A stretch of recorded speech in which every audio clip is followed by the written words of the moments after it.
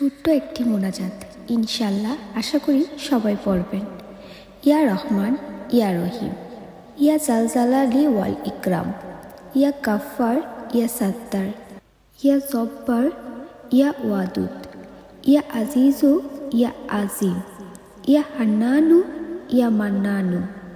হে আমার রব, হে আমার সৃষ্টিকর্তা, আপনার পবিত্র নামগুলোর উসিলায় আপনার তাওহীদের সাক্ষী লা ইলাহা ইল্লাল্লাহু এর উসিলায় আপনার বন্ধু ও হাবিব হযরত মুহাম্মদ সাল্লাল্লাহু আলাইহি সাল্লামের উম্মত হিসেবে আমাদের সকলের মনের ন্যাক ইচ্ছাগুলো পূরণ করে দেন, অভাব ঋণ দূর করে দিন। যারা যারা বিপদে আছে তাদের সকলকে আপনি বিপদ থেকে মুক্ত করে দিন। যারা অসুস্থ আছেন শেফা দান করুন। আমাদের মানসিক কষ্ট দুঃখ দূর করে দিন। আমাদের রিজিকে বরকত দান করুন।